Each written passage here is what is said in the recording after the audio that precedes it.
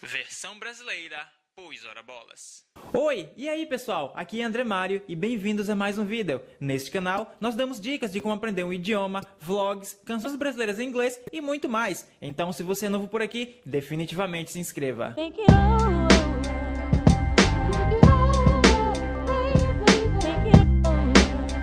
Dublar não é uma tarefa fácil. Hello! Hey! Hi! Hoje vamos analisar a dublagem que foi feita para o filme Captain America Civil War, ou Capitão América Guerra Civil. Vamos nessa! There you are, you son of a bitch. I've been waiting. There you are, you son of a bitch. Bom, suponho que a palavra bitch já seja bastante conhecida pelos brasileiros. Afinal de contas, na internet o pessoal está usando muito a palavra bitch, principalmente na frase bitch, please. Como vocês sabem, a palavra bitch quer dizer nada mais nada menos que puta. Ou também pode ser o feminino de cachorro, no caso uma cadela. There you are, you son of a bitch. Que traduzindo ficaria algo como aí está você, seu filho da puta. Mas vamos ver como ficou em português. Finalmente, seu desgraçado. Finalmente, seu desgraçado. Qual é o problema de falar a palavra puta no cinema brasileiro? Não pode?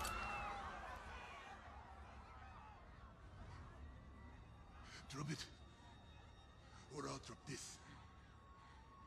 Drop it. He'll do it.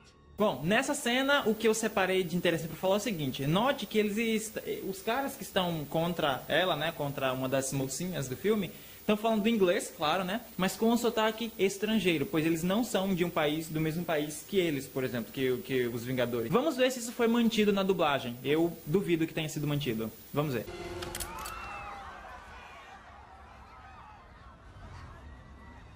Solta. Ou eu solto isso. Solta! Ele vai soltar! Solta, ou eu solto isso. O cara tá falando português melhor do que eu. Perde um pouco a essência e a dublagem, então você acaba perdendo um pouco de informação também ao assistir um filme dublado. How about dangerous?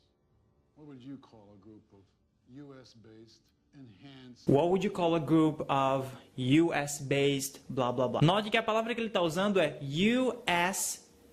Como você chamaria cidadãos estadunidenses? Ele não está usando o termo americanos, porque aqui no Brasil e na América Latina inteira, eu acredito, as pessoas têm essa questão de não deixar os americanos se chamarem de americanos, como se apenas eles fossem os americanos. O que eu até concordo, claro, nós como brasileiros também somos americanos, podemos não ser norte-americanos, mas americanos com certeza. Mas veja que no filme eles não estão fazendo uso disso, eles não estão se intitulando Somos os Americanos. Vamos ver como ficou na dublagem. Tal perigosos.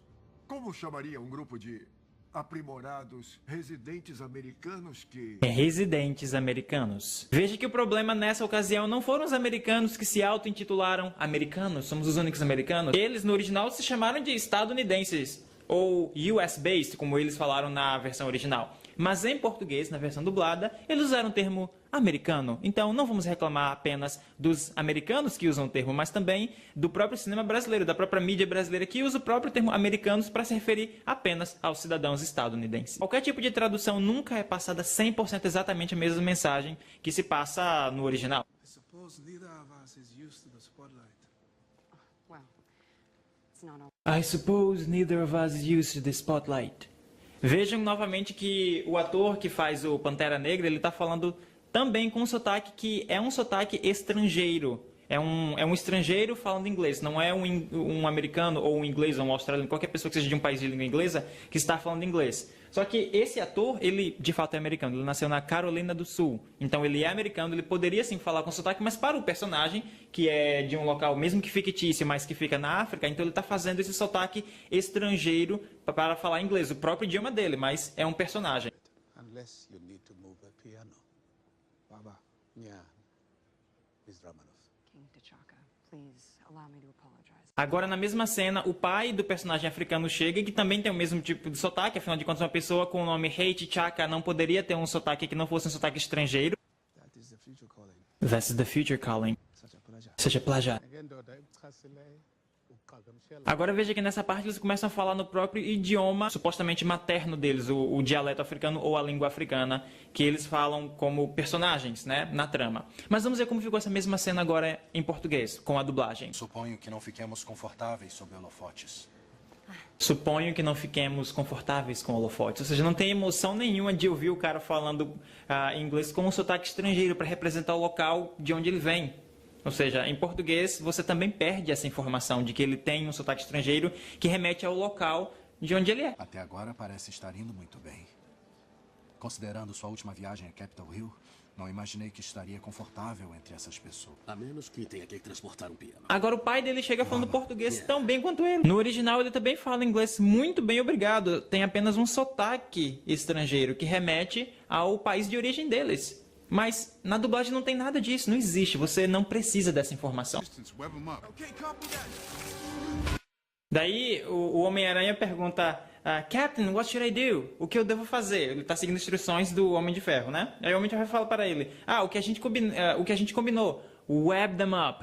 Ele fala web, que significa teia, them up. Transformou web num verbo e falou web them up, que em inglês causa um efeito de essa brincadeira com as palavras que a gente faz em alguns idiomas. Então vamos ver como ficou o web them up. O que eu faço, Sr. Stark? Faz o combinado, fica longe deles, joga a teia. Tá bom, entendido.